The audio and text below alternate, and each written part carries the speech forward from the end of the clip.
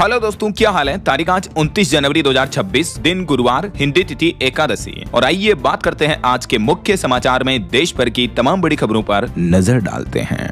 देखिए, एक तो आज की एकादशी जया एकादशी तिथि है और आज के दिन भगवान विष्णु की पूजा का विशेष महत्व होता है। और दोस्तों, खबरों में आगे बढ़े इससे पहले एक श्रद्धांजलि। आपको पता होगा, बीते दिन महाराष्ट्र के डिप्टी सीएम अजीत पवार का एक प्लेन क्रैश में निधन हो गया। वो मुंबई से बारामती जा रहे थे चुनावी जनसभा के लिए, तभी लैंडिंग के दौरान उनका प्लेन गिरकर जलकर खाक हो गया और इस दुर्घटना में प्लेन में सवार सभी 5 यात्री मारे गए। तो अभी अजीत पवार के पार्थिव शरीर को विद्या प्रतिष्ठान में रखा गया है। आज अजीत पवार का अंतिम संस्कार होगा। इस घटना के बाद महाराष्ट्र राज्य में 3 दिन का राजकीय शोक भी घोषित कर दिया है। महाराष्ट्र की देवेंद्र फडणवीस सरकार की तरफ से आज अजीत पवार की अंतिम यात्रा निकलेगी। एकादशी तिथि पर दाह संस्कार किया जाएगा उनका। अजीत पवार, जिन्हें जनता का नेता कहा जाता था, क्योंकि ये न सिर्फ पॉलिटिक्स में एक पावरफुल नेता थे बल्कि जनता के लिए भी काफी चहेते राजनेता रहे हैं। तभी तो इन्होंने अपने राजनीतिक कार्यकाल में 1, 2, 3, 4 नहीं बल्कि 6 बार तक उप मुख्यमंत्री के पद पर सेवाएं दी और अपने पीछे करोड़ों की संपत्ति छोड़ गए अजीत पवार। करोड़ों का घर जमीन, करोड़ों के सोना चांदी, इनकी नेटवर्थ भी काफी ज्यादा है। मैंने आपको कल शाम को एक वीडियो में बताया भी था कि इनके पास कितनी जमीन जायदाद, सोना चांदी वगैरह है। अजीत पवार के परिवार में उनकी पत्नी और 2 बेटे भी हैं उनके उत्तराधिकारी के तौर पर। और इस घटना से जुड़ा एक वाकया देखिए दोस्तों, जब ये हादसा हुआ उस वक्त अजीत पवार जी की माँ टीवी देख रही थी, तो कहीं टीवी पर न्यूज में उनकी मौत की खबर उनको ना मिल जाए, इसलिए उनके स्टाफ ने टीवी का केबल ही काट दिया। उनके मोबाइल फोन को भी फ्लाइट मोड पर डाल दिया, क्योंकि कहीं अचानक उन्हें ये खबर मिल जाए तो उन्हें भी सदमा लग सकता है। ये तस्वीर आप देख सकते हैं अजीत पवार अपनी माँ आशा ताई के साथ। वैसे इस हादसे में कुल 5 लोगों की मौत हुई, जिसमें एक तो अजीत पवार के ही सुरक्षा कर्मी थे, 2 पायलट थे और एक महिला क्रू मेंबर समेत 5 लोगों की जान गई। इस घटना के बाद महाराष्ट्र में शरद पवार बोले कि अजीत की मौत दुर्घटना है, इस पर राजनीति ना करें। पश्चिम बंगाल की मुख्यमंत्री ममता बनर्जी ने भी आशंका जताते हुए कहा था कि वे शरद की एनसीपी में वापसी करने वाले थे, तो इस हादसे की न्यायिक जांच होनी चाहिए, क्योंकि कुछ राजनेता इस हादसे को एक साजिश बता करके बयानबाजी कर रहे हैं। तो अजीत के चाचा शरद पवार ने कहा कि ये एक हादसा ही है, इस पर पॉलिटिक्स ना करें। कम से कम महाराष्ट्र ने एक काबिल इंसान खो दिया है। अजीत पवार के प्लेन क्रैश से जुड़ी ये कुछ तस्वीरें आप देख सकते हैं दोस्तों। बताया जा रहा था कि रनवे पर लैंडिंग के दौरान विमान में क्रैश हुआ और आग लग गई। चारों तरफ मलबा और शव बिखरे रहे। सुप्रिया सुले ने कहा कि सब कुछ खत्म हो गया। और फ्लाइट में जो महिला कैप्टन थी, उनके आखिरी शब्द कुछ ये थे, ओ सिट वो बोली थी लास्ट में। हालांकि पायलट ने मेडे कॉल भी नहीं किया था, किसी तरह का इमरजेंसी अलर्ट भी नहीं दिया था। अजीत पवार के प्लेन क्रैश से ठीक पहले क्या हुआ, वहां खड़े एक चश्मदीद गवाह ने भी इसको लेकर क्या कहा, इस पर भी मैंने कल दिन में एक DLS न्यूज पर वीडियो में आपको बताया था कि हादसा या साजिश चश्मदीद ने एक बड़ा खुलासा किया है। तो अगर आप देखना चाहते हो तो वो देख लीजिएगा। बाकी कुछ और बयानबाजी देखिए आप। ये जो फ्लाइट में एक क्रू मेंबर थी, केबिन क्रू पिंक की, इनकी अपनी आखिरी बातचीत जो पापा के साथ हुई थी, तब इन्होंने बोला था कि पापा, मैं अजीत पवार के साथ फ्लाइट में हूँ, आपसे बात कराऊंगी। ये उत्तर प्रदेश के जौनपुर की रहने वाली थी। देख सकते हैं अभी तो इनकी उम्र ही कितनी कम थी, लेकिन हादसे में इनकी भी जान चली गई। इनके माँ बाप काफी दुखी हैं। आखिर दुख होगा भी क्यों नहीं, जब किसी के बेटा बेटी की जान जाती है तो पूरी दुनिया खत्म हो जाती, मानो ऐसा लगता है। और फ्लाइट में जो एक और कैप्टन थी सांभवी, उसने भी अपनी दादी को आखिरी मैसेज किया था। व्हाट्सएप पर चैट का स्क्रीनशॉट भी आ रहा। परिवार वाले प्यार से उसे चीनी पुकारते थे। दादा और पिता से उड़ान भरने का इनको जुनून मिला था। सांभवी पाठक इनका नाम था। ये मध्य प्रदेश के ग्वालियर की रहने वाली थी, पायलट थी।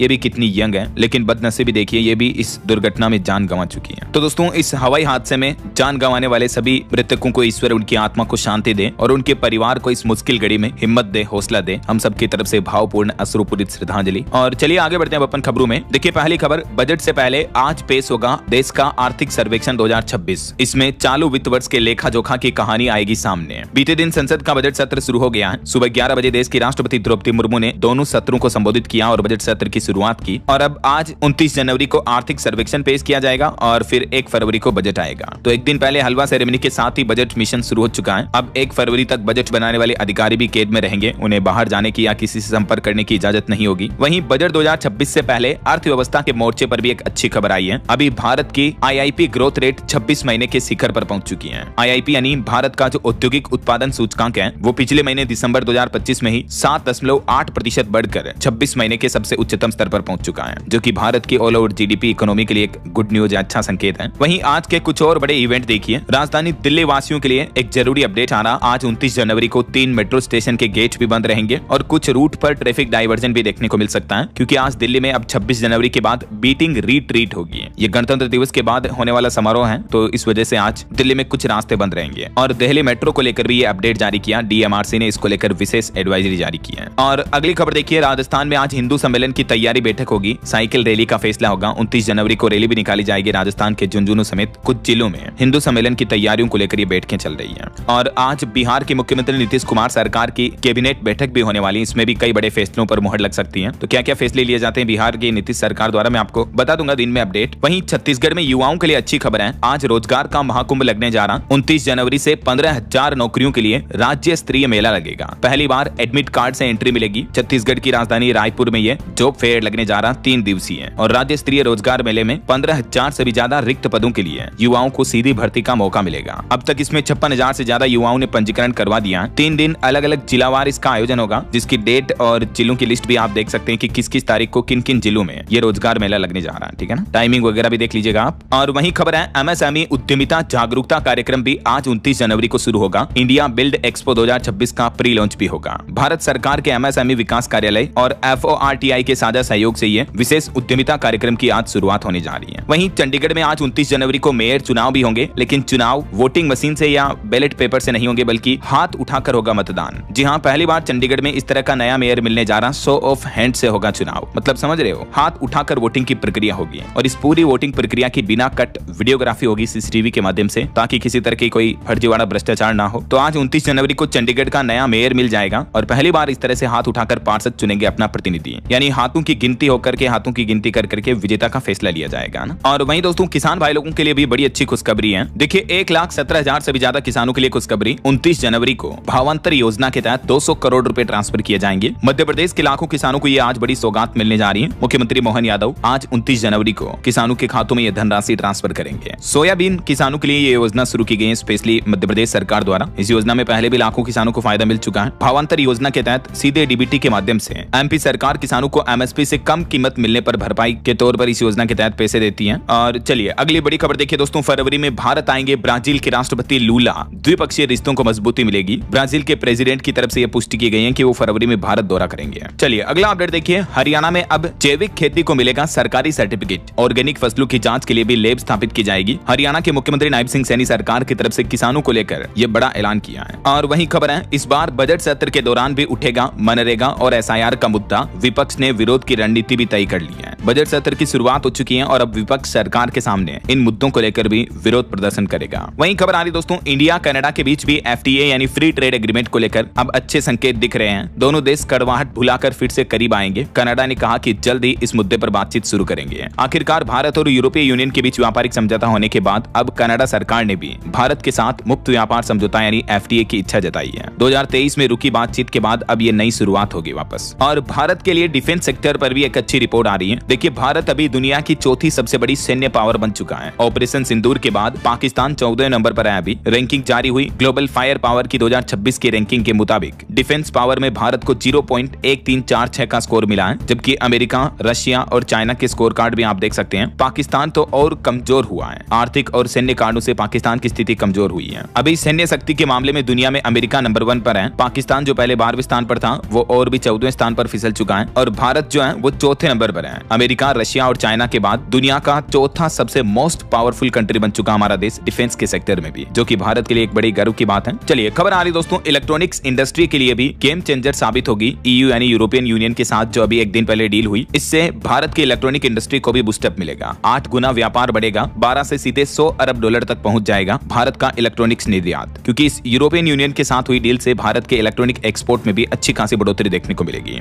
ये रिपोर्ट सामने आ रही है। और एक बड़ी चौंकाने वाली खबर देखिए दोस्तों, बिहार की राजधानी पटना समेत 12 जिलों में HIV और एड्स का खतरा सबसे ज्यादा है। अगले साल 2027 तक हर संक्रमित तक पहुंचने का लक्ष्य तय किया है। अब बिहार की नीतीश सरकार ने HIV एड्स के बढ़ते मामलों को लेकर अब लोगों में जागरूकता अभियान फैलाए जाएंगे और इलाज के लिए भी स्वास्थ्य सुविधाओं व्यवस्थाओं को बेहतर किया जाएगा। चलिए खबर देखिए, उत्तर प्रदेश में 530 करोड़ की लागत से बिछेगी नई रेलवे लाइन। 62 गाँव में जमीन अधिग्रहण का कार्य शुरू हुआ। 3 नए रेलवे स्टेशन भी बनाए जाएंगे। यूपी के बहराइच और जरवल रोड के बीच ये नई रेलवे लाइन बिछाने का काम शुरू होने जा रहा है। वहीं खबर है, महाकुंभ के भगदड़ मामले पर अब इलाहाबाद हाईकोर्ट ने आदेश जारी किया। कहा कि 30 दिनों में इस भगदड़ में मरने वालों को मुआवजा मिले। राज्य सरकार की अपील नामंजूर हुई। आपको पता होगा महाकुंभ 2025 के दौरान जो मौनी अमावस्या पर भगदड़ मची थी, तो उसमें जान गंवाने वाले मृतकों को 30 दिन के अंदर अंदर मुआवजा देने का आदेश दिया है। यूपी यूपी की इलाहाबाद हाईकोर्ट ने। और इलाहाबाद हाईकोर्ट का एक और बड़ा फैसला देखिए दोस्तों, हाईकोर्ट ने कहा कि अधिक उम्र में दी नियुक्ति तो 7 साल बाद हटाना अनुचित है। एक शिक्षिका के मामले पर सुनवाई करते हुए हाईकोर्ट ने यह बड़ी राहत दी और कहा कि भले ही शिक्षा विभाग ने टेम्परेरी नियुक्ति दी हो, लेकिन 7 साल तक नौकरी करने के बाद ज्यादा उम्र वाले व्यक्ति को नौकरी से हटाना अनुचित है। ये शिक्षा विभाग की एक तरह से गलती है। तो शिक्षिका के पक्ष में हाईकोर्ट ने अच्छा फैसला सुनाया। और वहीं देखिए बड़ी खबर, देश भर में यूजीसी के नए नियमों का विरोध देखने को मिल रहा है। उत्तर प्रदेश में कुछ सवर्ण युवकों ने मुंडन कराया, बिहार में फांसी मांगी। सुप्रीम कोर्ट भी अब इस मुद्दे पर सुनवाई के लिए तैयार हुआ।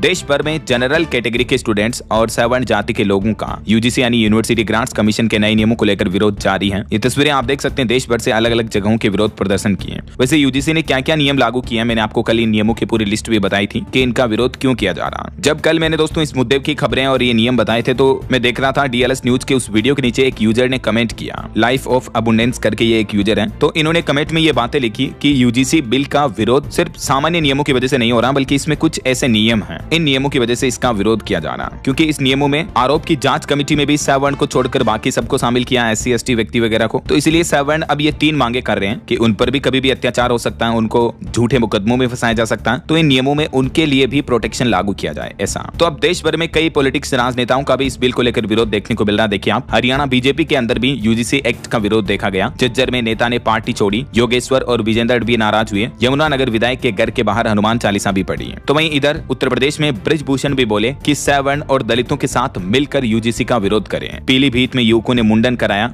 गाजियाबाद में कफन भी पहना। उत्तर प्रदेश में भी यूजीसी का काफी विरोध देखने को मिल रहा है। यूजीसी कानून के खिलाफ राजस्थान में भी ये देखिए जयपुर की तस्वीरें, विरोध तेज हुआ। सवर्ण समाज ने निकाली मसाल यात्रा, यूजीसी रोल बैक के नारे भी लगाए लोगों ने। सोशल मीडिया से शुरू हुआ ये विरोध प्रदर्शन अब धरातल पर उतर चुका है और देश भर से यूजीसी कानून पर गतिरोध जारी है। अलग अलग प्रतिक्रियाएं आ रही हैं, जगह जगह विरोध प्रदर्शन हो रहा है। इस बीच एक राहत की बात यह है कि आखिरकार इन नए नियमों के विरोध पर अब सुप्रीम कोर्ट ने भी सुनवाई मंजूर कर ली है। और इस याचिका के बाद सुप्रीम कोर्ट ने केंद्र सरकार, निर्वाचन आयोग और यूजीसी को भी नोटिस दिया और सुप्रीम कोर्ट ने कहा कि अब इस मामले पर हम खुद सुनवाई करेंगे। इतना ही नहीं, अब तो दोस्तों देश के संत भी इस विरोध प्रदर्शन में शामिल हुए हैं। देखिए यूजीसी के नए नियमों के विरोध में संत उतरे। दिनेश फलाहारी महाराज ने खून से प्रधानमंत्री नरेंद्र मोदी को पत्र लिखा। और यूजीसी बिल के विरोध में एक और विशाल प्रदर्शन की भी तैयारी की जा रही है। उत्तर प्रदेश में तो आज हसनगंज में 29 जनवरी को इस प्रदर्शन का आयोजन भी होगा। और देश के जाने माने कवि मनोज मुंतसिर भी यूजीसी कानून को लेकर इसे काला कानून बताए और प्रधानमंत्री नरेंद्र मोदी से अपील की, कहा कि एक को खुश करने के लिए दूसरे को थप्पड़ मत मारो। तो दोस्तों यूं कुछ देश भर में यूजीसी कानून का विरोध देखने को मिल रहा है। चलिए आगे बढ़ते हैं खबरों में। देखिए आप, अगली खबर, राजधानी दिल्ली में प्रधानमंत्री नरेंद्र मोदी बोले कि एनसीसी कैडेट्स की संख्या 20 लाख के पार हो चुकी है। लड़कियों की संख्या भी बढ़ी, पीएम मोदी ने बधाई दी और मोदी ने अजीत पवार के निधन पर भी दुख व्यक्त किया। वहीं खबर देखिए, सोशल मीडिया पर एक वीडियो वायरल हो रहा। मुंबई में एक फ्लाईओवर 4 लेन से 2 लेन हो गया। तो सोशल मीडिया पर इसकी डिजाइन का मजाक बना और कांग्रेस बोले कि बीजेपी सरकार में तो ऐसे जानलेवा चमत्कार होना आम बात है। मुंबई के मीरा भाईंदर इलाके में मेट्रो लाइन 9 प्रोजेक्ट के तहत बने नए डबल डेकर फ्लाईओवर को लेकर अब ये विवाद खड़ा हो गया है। करीब 100 करोड़ की लागत से बना ये फ्लाईओवर अचानक 4 लेन से 2 लेन में कन्वर्ट हो जाता है, तो इससे हादसे होने की संभावना बढ़ जाती है, राइट। और वहीं खबर देखिए, संसद में देश की राष्ट्रपति द्रौपदी मुर्मू ने अभिभाषण दिया। 45 मिनट तक स्पीच दी। जब वो वीबीजी रामजी बिल कानून का जिक्र कर रही थी तो विपक्ष ने उस वक्त हंगामा भी किया और कानून वापस लो के नारे भी लगाए। 18वीं लोकसभा के बजट सत्र का पहला दिन कुछ यूं विरोध भरा और नारेबाजी भरा रहा। चलिए खबर देखिए, इंडिगो कंपनी ने लॉन्च किया अप फ्रंट ऑफर। अब बिना बिजनेस क्लास टिकट भी यात्रियों को प्रीमियम एक्सपीरियंस देगी एयरलाइंस कंपनी। इस नए ऑफर के तहत आज 29 जनवरी से ये स्पेशल ऑफर में टिकट बुक कर पाएंगे यात्री। चलिए सोना चांदी के भाव पर बड़ी खबर आ रही दोस्तों। सोना 5,734 रुपए बढ़कर अभी 1,63,000 रुपए प्रति 10 ग्राम पर पहुंच चुका है, जबकि बीते 2 दिन में चांदी 40,000 रुपए से भी ज्यादा बढ़ी और अभी चांदी का रेट 3,60,000 रुपए के लगभग चल रहा है। हालांकि एमसीएक्स पर गोल्ड और सिल्वर के प्राइस और भी ज्यादा बढ़ गए देर रात तक। एमसीएक्स पर चांदी का भाव 3,85,000 और गोल्ड का प्राइस 1,65,000 रुपए के लगभग चल रहा है, लेकिन आईबीजे के रेट्स थोड़े कम होते हैं जो ज्वेलरी वाला सोना चांदी होता है। चलिए अगली खबर देखिए, आवारा डॉग्स के मामले को लेकर सुप्रीम कोर्ट ने सुनवाई करते हुए कहा कि काम नहीं कर रही है राज्य सरकारें, सिर्फ हवा में महल बना रहे हैं। सुप्रीम कोर्ट ने देश के सभी राज्यों को फटकार लगाते हुए कहा कि हमें कोई कहानी न सुनाएं, बल्कि इस मुद्दे पर असल में काम करें। सुप्रीम कोर्ट ने बीते दिन इस मामले पर सुनवाई करते हुए नाराजगी जताई और कहा कि सिर्फ बातें न बनाएं, बल्कि राज्य सरकारें जमीनी स्तर पर काम करें। कोर्ट ने बताया कि राज्यों को ये एक्शन लेना था। आवारा कुत्तों की नसबंदी बढ़ाएं, एबीसी सेंटर बढ़ाएं, कुत्तों के लिए शेल्टर होम बनाएं, स्कूल अस्पताल जैसे इलाकों में बाढ़ लगाएं और सड़कों और हाईवे से आवारा जानवर को हटाएं ताकि दुर्घटनाएं ना हो, है ना। चलिए खबर आ रही है, इस बार हज यात्रा 2026 में हाईटेक सुविधाएं मिलेगी। एआई यानी आर्टिफिशियल इंटेलिजेंस और डिजिटल तकनीक से लेस होंगे भारतीय जायरीन भी। सऊदी अरब से लौटे 5 सदस्यीय प्रतिनिधिमंडल ने हज 2026 की तैयारियों को लेकर ये जानकारी दी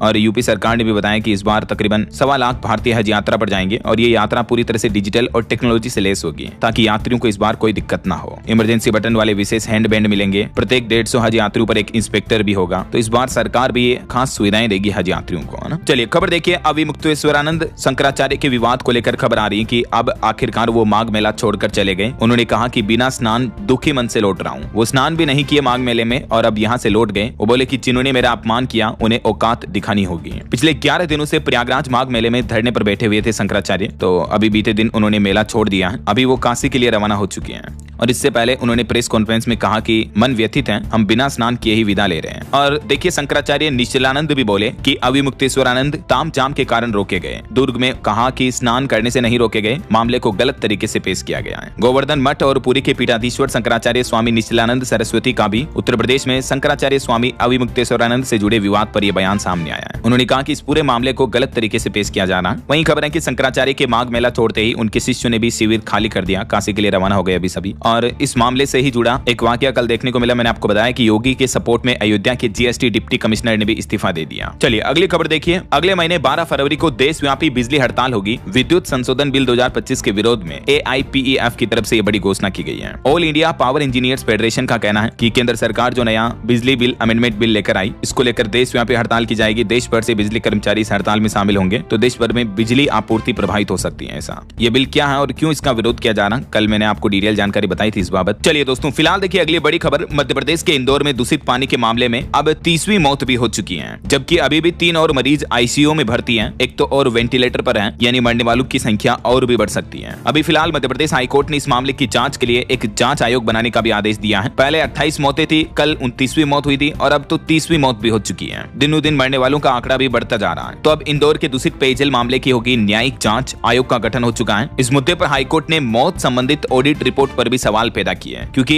एक्चुअली MP सरकार मरने वालों का आंकड़ा कम बता रही है। यही वजह कि अब हाईकोर्ट ने खुद जांच कमेटी बनाकर जांच के आदेश दिए हैं, है ना। चलिए अगला अपडेट देखिए, मिजोरम राज्य के स्कूलों में हिंदी भाषा को बढ़ावा देने के लिए विशेष पहल की गई है। अब विशेष प्रशिक्षण भी दिया जाएगा। मिजोरम सरकार की तरफ से सभी स्कूलों में हिंदी बोलचाल दिवस शुरू करने की पहल भी शुरू की है। अब राज्य में हिंदी भाषा को बढ़ावा दिया जाएगा। वहीं खबर है उत्तर प्रदेश में कारोबार करना होगा अब और भी आसान। नियमों के सरलीकरण के लिए यूपी सरकार के आवास विभाग ने एक नई कमेटी भी बनाई है, जिससे राज्य में ईज ऑफ डूइंग बिजनेस को बढ़ावा मिलेगा और इससे संबंधित एक सप्ताह में रिपोर्ट भी मांगी है। खबर देखिए, राजधानी दिल्ली में अब स्मार्ट होगी स्ट्रीट लाइटें भी जरूरत होने पर ही जलेगी, इससे ऊर्जा की बचत होगी। जी हाँ, दिल्ली में MCD की तरफ से intelligent lighting management system ILMS लागू किया जा रहा है, जिससे कि जब जरूरत नहीं होगी तो जो रोड लाइट्स होती है वो ऑटोमेटिक बंद हो जाएगी, जरूरत होगी तो ऑटोमेटिक चल जाएगी ऐसा। और वहीं देखिए एक बड़ी दुख भरी खबर, कोलकाता में भीषण अग्निकांड में मरने वालों की संख्या बढ़कर 16 पहुंच चुकी है। अभी 2-3 दिन पहले जो कोलकाता के आनंदपुर में गोदाम में भीषण आग लगी थी, इसमें मृतकों की संख्या 16 हो गई, जबकि 10 लोग अभी भी लापता हैं। तो अब सरकार ने आर्थिक सहायता देने की भी घोषणा की है। वहीं खबर देखिए, झारखंड आरोग्य सोसाइटी का अल्टीमेटम 31 जनवरी तक हेम 2.0 पंजीकरण अनिवार्य होगा। इस संबंध में इस योजना से सूचीबद्ध सभी अस्पतालों को निर्देश जारी किया है झारखंड सरकार की तरफ से। और बड़ी खबर देखिए, CBSE ने सख्त निर्देश जारी किया, 15 फरवरी तक सभी स्कूल वेबसाइट पर पूरी जानकारी अपडेट कर लें, नहीं तो एफिलिएशन खतरे में आएगा। CBSE ने संबंधित स्कूलों को 15 फरवरी तक वेबसाइट पर सार्वजनिक जानकारी साझा करने का अनिवार्य निर्देश जारी किया है, जिसमें स्टूडेंट, शिक्षकों की योग्यता वगैरह बुनियादी ढांचा क्या है, ये डिटेल सबमिट करनी होगी CBSE से एफिलिएटेड सभी स्कूलों को, है ना। चलिए खबर देखिए दोस्तों, WhatsApp ने हाई सिक्योरिटी मोड लॉन्च किया। ऐसा करने वाली ये दुनिया की तीसरी प्रमुख टेक कंपनी बन चुकी है। WhatsApp उपयोगकर्ताओं की प्राइवेसी को बढ़ाने के लिए एक नया सुरक्षा फीचर जिसका नाम है स्ट्रिक्ट अकाउंट सेटिंग्स, इस नाम से लॉन्च किया मेटा ने, जो कि आपके WhatsApp अकाउंट को उच्च जोखिम से बचाएगा, साइबर अटैक वगैरह से आपको सेफ्टी रहेगी। और भी डिटेल्स आप देख सकते हैं कि क्या है ये नया स्ट्रिक्ट अकाउंट सेटिंग्स मोड और किस तरह से आप इसका इस्तेमाल कर सकते हैं। चलिए खबर आ रही है, प्रधानमंत्री नरेंद्र मोदी ने छात्रों के लिए चाय बनाई, परीक्षा पे चर्चा 2026 कार्यक्रम की तैयारियां शुरू हुई। इस साल 5 राज्यों में ये कार्यक्रम का आयोजन होगा और इसके 9वें संस्करण में 6.25 करोड़ लोग शामिल होंगे, क्योंकि इस बार परीक्षा पे चर्चा कार्यक्रम के लिए रजिस्टर्ड स्टूडेंट्स की संख्या काफी ज्यादा हो चुकी है, आंकड़े भी आप देख सकते हैं। चलिए खबर देखिए, IAS और IPS के कैडर एलोकेशन के नियमों में सरकार ने बदलाव किया है। अब 25 कैडरों को 4 ग्रुप में बांटा जाएगा। जियोग्राफिकल जोन खत्म हुआ। UPSE की तरफ से यह नया सिस्टम लागू किया है। देख सकते हैं आप इन चारों ग्रुपों के बारे में ज्यादा डिटेल्स भी। और वहीं देखिए देखिए दोस्तों, कल एक और बड़ी दुर्घटना हो गई। गुजरात के डांग जिले में आर्मी का ट्रक पलटने से 9 जवान घायल हो गए। भारतीय सेना के जवानों का ये ट्रक था। ये नासिक से जोधपुर जा रहे थे। हालांकि गनीमत रही कि अभी तक किसी जवान की जान नहीं गई है। हम इनके जल्द स्वस्थ होने की कामना करते हैं। बहरहाल अभी तो अपन कुछ और महत्वपूर्ण और काम की खबरें देखेंगे दोस्तों, लेकिन फिलहाल वक्त तो चला है आज के ताजा मौसम समाचार जानने का। और हाँ, एक छोटी सी रिक्वेस्ट आपसे यह है कि अगर आप डीएलएस न्यूज चैनल से अभी तक भी जुड़े नहीं हो तो जुड़ जाइए। चैनल को सब्सक्राइब करके बेल आइकन जरूर दबा दीजिएगा और इस वीडियो पर एक लाइक और शेयर भी कर देना, ताकि आपको रोजाना की ताजा खबरें, महत्वपूर्ण मुख्य समाचार, काम के न्यूज अपडेट सबसे पहले आपके मोबाइल पर मिलते रहेंगे। ओके, और चलिए दोस्तों आगे बढ़ते हैं अपन खबरों में। मौसम अपडेट देख लेते हैं फटाफट से। देखिए आप, 13 राज्यों में बारिश और ओले का अलर्ट जारी किया है। भारतीय मौसम विज्ञान विभाग की तरफ से ठंड के बीच ये बड़ी चेतावनी जारी की है। खास करके उत्तर भारत में मौसम का कहर देखने को मिलेगा। राजधानी दिल्ली और उत्तर प्रदेश समेत कई राज्यों में भारी बारिश होगी। हालांकि इस बारिश की वजह से कुछ राज्यों में किसानों को फायदा हुआ तो उनके चेहरे खिले हैं, लेकिन कई राज्यों में किसानों की फसलों को, खास करके सरसों और गेहूं की फसलों को भारी नुकसान भी पहुंचा है। कुछ अलग अलग राज्यों के मौसम की स्थितियां देखिए आप। मध्य प्रदेश, उत्तर प्रदेश और राजस्थान में बीते दिन भी बारिश के साथ ओले गिरे। पहाड़ी राज्य उत्तराखंड में बर्फबारी देखने को मिली। 8 जिलों में स्कूल भी बंद हैं। सोनमर्ग में एवलांच हुआ। कई रिजोर्ट भी बर्फ में दब गए। ये देख सकते हैं जम्मू कश्मीर के सोनमर्ग में कुछ घंटों पहले एवलांच की घटना देखने को मिली। इसके कुछ सीसीटीवी वीडियो भी कैमरे में रिकॉर्ड हो गए। कई होटल्स की बिल्डिंग्स को भारी नुकसान पहुंचा और अभी भी जम्मू में लगातार बर्फबारी जारी है। कुछ और राज्यों की स्थितियां देखिए आप। मध्य प्रदेश के 30 जिलों में भारी बारिश हुई। 8 जिलों में ओले गिरे, जिससे किसानों की फसलों को भारी नुकसान पहुंचा। तो एमपी, ग्वालियर, भोपाल समेत कई शहरों में अभी भी घना कोहरा छाने की चेतावनी है। और मध्य प्रदेश में इस भारी बारिश की वजह से जो किसानों की फसलों को नुकसान पहुंचा, उस वजह से देखिए आप, एमपी उज्जैन में एक किसान की जब फसल बर्बाद हुई तो किसान ने खुद की जान ले ली, जीवन लीला ही समाप्त कर ली। वैसे एक रिपोर्ट के मुताबिक मध्य प्रदेश में बीते एक महीने में 9 किसानों ने अपनी जिंदगी खत्म कर ली है। सबसे ज्यादा 4 किसानों ने उज्जैन में यह कदम उठाया और 2 किसानों ने खंडवा में अपनी जान दी। वहीं राजस्थान में भी देखिए कोहरे की वजह से ट्रक बस में भिड़ंत हुई। आग के बीच कूदे कुछ पैसेंजर्स। शीतलहर से गलन बढ़ी। तेज सर्दी के बीच आंधी और बारिश की भी चेतावनी है अभी भी राजस्थान में। ये राजस्थान के मानचित्र में आप देख सकते हैं 29 जनवरी को भी उत्तरी राजस्थान के कुछ जिलों में बारिश का येलो अलर्ट है और 31 जनवरी को भी आज और परसों राजस्थान के कई जिलों में भारी बारिश की चेतावनी है। उत्तर प्रदेश की बात करें तो यूपी की राजधानी लखनऊ और अयोध्या समेत 9 शहरों में बारिश का अलर्ट है। कुल 29 जिलों में वैसे चेतावनी है टोटल। पिछले 24 घंटों में भी 8 शहरों में ओले गिरे। संबल और सिद्धार्थ नगर में तो स्कूल भी बंद है। वहीं पहाड़ी राज्यों की बात करें दोस्तों तो उत्तराखंड में भारी बारिश और बर्फबारी का कहर जारी है। मसूरी पहुंचे 1 लाख सैलानी। केदारनाथ में 4 फीट तक बर्फबारी देखने को मिली। बागेश्वर और उत्तरकाशी में जेसीबी बुलाकर बर्फ को हटाना पड़ा। हिमाचल प्रदेश में भी कुछ ऐसे हालात चल रहे हैं। भारी बर्फबारी के बाद थोड़ी धूप खिली। भरमौर में ग्लेशियर भी गिरा। हिमाचल में अभी भी 3 नेशनल हाईवे समेत 850 सड़कें बंद पड़ी हैं। बाकी और भी अगले 24 घंटों के दौरान देश भर में मौसम की संभावित गतिविधियां क्या रह सकती हैं, स्काईमेट वेदर की रिपोर्ट के मुताबिक ये जानकारी आप देख सकते हैं। बाकी देखिए भारत के मानचित्र में कोहरा और शीतलहर का अलर्ट है ज्यादातर राज्यों में और आंधी बारिश की भारी चेतावनी है मध्य प्रदेश और छत्तीसगढ़ में। तो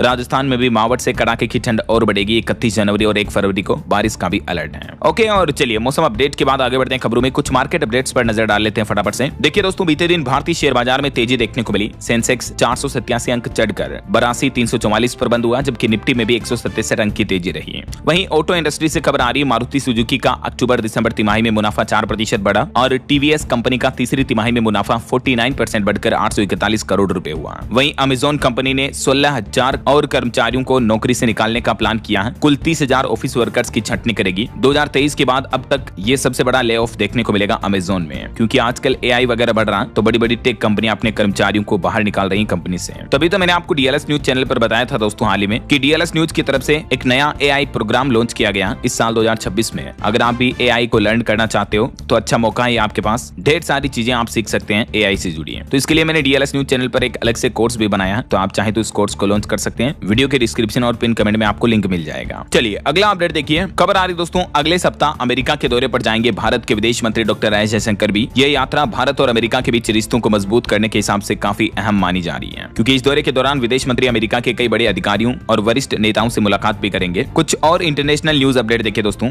अमेरिकी अधिकारी बोले कि भारत और यूरोपीय यूनियन के बीच जो डील हुई, इसका भारत को ज्यादा फायदा होगा। यूरोप के बाजार तक पहुंच मिलेगी। टेलीग्राफ पर अमेरिका के एक अधिकारी ने लिखा कि मोदी व्यापार समझौते के असली विजेता हैं। वहीं खबर आ रही है कि इराक में भी अपनी पसंद का प्रधानमंत्री चाहते हैं ट्रंप। उन्होंने कहा कि नूरी मलिकी को फिर प्रधानमंत्री बनाया तो कोई मदद नहीं करेंगे। उनकी नीतियां पागलों वाली हैं। और देखिए ट्रंप बोले कि दूसरा नौसैनिक बेड़ा भी ईरान की ओर बढ़ रहा है। मतलब इनडायरेक्टली ईरान पर हमला करने की धमकी दी है डोनाल्ड ट्रंप ने। उन्होंने नए समझौते पर सहमति का दबाव भी बनाया ईरान पर। बोले कि एक जंगी बेड़ा तो पहले ही पहुंच चुका है और दूसरा अभी भी रास्ते में है। वहीं एक चौंकाने वाली खबर तो ये आ रही दोस्तों कि अमेरिका में फिर से मंडराया शटडाउन का खतरा। ठप हो हो जाएंगे सरकारी कामकाज भी, DHS फंडिंग पर अटके डेमोक्रेट। और बड़ी खबर देखिए, बांग्लादेश ने भी चीन के साथ UAV निर्माण संयंत्र स्थापित करने के लिए एक रक्षा समझौता किया है। वहीं ऑस्ट्रेलिया की राह पर आगे बढ़ रहा फ्रांस देश भी 15 साल से छोटे बच्चे नहीं चला पाएंगे सोशल मीडिया, जैसे फेसबुक, इंस्टाग्राम, ट्विटर वगैरह। ऑस्ट्रेलिया के बाद अब फ्रांस ने भी बच्चों के सोशल मीडिया एप्स इस्तेमाल करने पर बैन लगाने का फैसला किया है। और रूस के सैनिकों की ये खबर देखिए, रूसी सैनिकों को कपड़े उतारकर पेट से बांधा, मुंह में बर्फ ठूंसी, यूक्रेन पर हमले से इनकार करने पर इनको सजा दी जा रही है।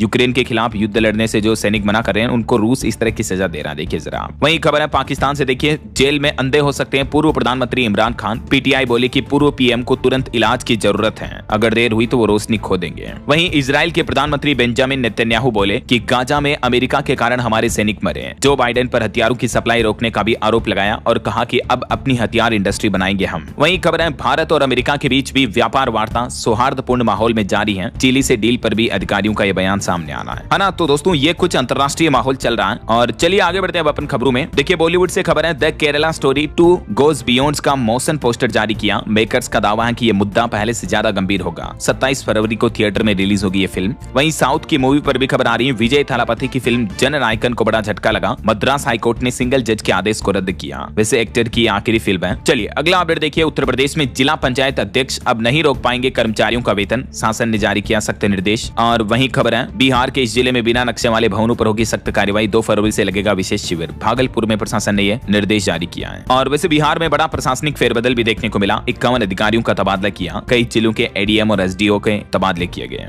कुछ बड़ी क्राइम और अपराध जगत से जुड़ी खबरें देखिए दोस्तों। मध्य प्रदेश के बरवानी का यह मामला है। एक खुद सौतेले चाचा ने अपनी 7 साल की बच्ची का रेप किया। जब वो चिल्लाई तो नहर में फेंककर बच्ची की हत्या कर दी। स्पेशल टीम ने 48 घंटे में पकड़ा अपराधी को। देखिए कलयुग में किस किस तरह की वाहियात और घिनौनी घटनाएं देखने को मिल रही है। वहीं खबर है, हिमाचल प्रदेश में बर्फ पर फिसलकर 100 फीट नीचे गिरी पंजाब और हरियाणा के पर्यटकों की एक गाड़ी। एक की मौत हो गई, 2 की हालत काफी गंभीर बताई जा रही है। और उत्तर प्रदेश में भी क्राइम जगत से एक बड़ी खबर देखने को मिली। एक पत्नी ने अपने ही पति का गला दबाकर बॉडी को लटकाया बरेली में। वैसे ये दोनों 9 साल से रिलेशनशिप में थे और अभी 2 महीने पहले 25 नवंबर को तो इनकी शादी हुई थी। लेकिन पत्नी ने पति के साथ धोखा किया। 9 साल की रिलेशनशिप में चीट करते हुए गला दबाकर पति की हत्या कर दी और फिर इस तरह का नाटक रचा कि पति ने जैसे खुद जान लियो। वो तो ठीक है, पोस्टमार्टम में पता चल गया, वरना पत्नी ने पूरी कोशिश की थी अपराध को छिपाने की। देखिए जरा आप। चलिए खेल समाचार से खबर देखिए। चौथे T20 में न्यूजीलैंड ने भारत को 50 रन से हराया। सेंटनर ने 3 विकेट झटके। टीम साइफर्ट ने 62 रन बनाए। आखिरकार 165 पर ऑल आउट हुआ भारत और न्यूजीलैंड की चौथे T20 में 50 रन से जीत हुई। और भारत अंडर 19 ने जिम्बाब्वे को 204 रनों से दी शिकस्त। विहान मल्होत्रा रहे प्लेयर ऑफ द मैच। वहीं देखिए बांग्लादेश का दोगलापन उजागर हुआ। T20 वर्ल्ड कप के लिए तो बांग्लादेश दूर हो चुका है, लेकिन अब निशानेबाजी टीम को भारत दौरे की इजाजत दे दी है बांग्लादेश ने। जरा देखिए आप। चलिए आगे बढ़ते हैं खबरों में। देखिए आप बड़ी खबर, केंद्र सरकार ने बदले वायु और जल प्रदूषण कानून के नियम। उद्योगों को राहत मिलेगी, अब बार-बार मंजूरी की जरूरत नहीं होगी। पोल्यूशन को लेकर एक ही बार उद्योगों को सर्टिफिकेट फाइनल दे दिया जाएगा ऐसा।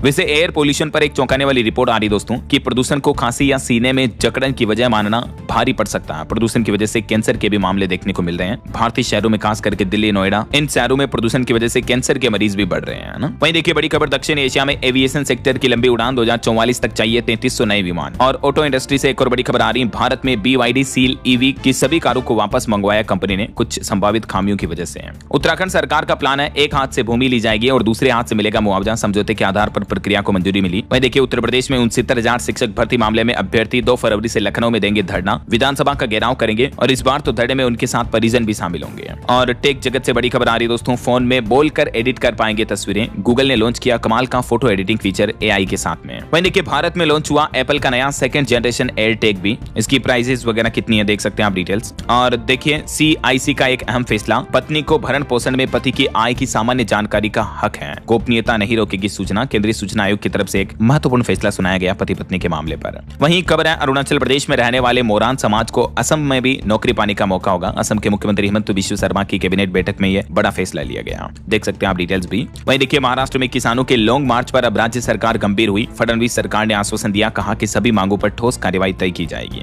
और असम के ब्रह्मपुत्र नदी में देखिए एक नाव डूब गई। 4 बच्चों समेत 6 लोग अभी भी लापता हैं। बचाव अभियान अभी भी जारी है। एक चौंकाने वाली रिपोर्ट सामने आ रही दोस्तों की 35 साल से कम उम्र में मानसिक रोग का खतरा ज्यादा होता है। 19 से 20 साल की आयु में ही इसकी शुरुआत हो रही है। नई यशोभूमि में इंडियन साइकेट्रिक सोसाइटी की ओर से एक चौंकाने वाली रिपोर्ट जारी की गई है। वहीं उत्तराखंड केदारनाथ में हेली सेवा को लेकर नया आदेश जारी हुआ। अब सूर्योदय से पहले और सूर्यास्त के बाद हेलीकॉप्टर को उड़ान की अनुमति नहीं होगी। DGCA की तरफ से दिशा निर्देश जारी किए गए ताकि हेलीकॉप्टर क्रैश जैसी हवाई दुर्घटनाएं ना हो, है ना। वहीं देखिए बिहार में 15 हाईटेक NBSU बनेगा। स्वास्थ्य मंत्री मंगल पांडेय ने बताया कि इससे क्या क्या फायदा मिलेगा। और शार्क टैंक में एक अनोखा स्टार्टअप देखने को मिला। देखिए छपरा के बिहार के 3 लड़के हैं जिन्होंने गजब का स्टार्टअप शुरू किया। किसी भी बिल्डिंग को बुर्ज खलीफा की तरह लाइटनिंग इफेक्ट दे करके डेकोरेटिव बनाते हैं। ये RCX लाइट नाम से इन्होंने नया स्टार्टअप शुरू किया और इनको शार्क टैंक से फंडिंग भी मिली है। चांदी पर एक चौंकाने वाली रिपोर्ट सामने आ रही दोस्तों की 24 घंटे में 4 लाख की होगी चांदी और 1.25 लाख का नया बनाएगा रिकॉर्ड गोल्ड भी। वहीं खबर देखिए कैसा है BPCL का नया डिजाइन सिलेंडर। रसोई में काम करने वालों को अब ज्यादा सुविधाएं मिलेगी। इंडिया एनर्जी वीक में BPCL की तरफ से यह नया गैस सिलेंडर पेश किया जो कि ज्यादा सुरक्षित होगा, ज्यादा इफेक्टिव होगा ना। और खबर आ रही कि अब पेंशनर्स को मिलेगा हेल्थ कवर भी। सरकार ने शुरू की NPS में एक नई स्वास्थ्य स्कीम भी है। क्या है NPS स्वास्थ्य पेंशन स्कीम, इसके बारे में ज्यादा डिटेल्स भी आप देख सकते हैं स्क्रीन पर। वहीं खबर है छत्तीसगढ़ पुलिस अब और भी ज्यादा स्मार्ट बनेगी। 250 करोड़ की लागत से साइबर थाने और नए आवासीय भवनों की सौगात दी है छत्तीसगढ़ के मुख्यमंत्री विष्णुदेव साय सरकार की तरफ से।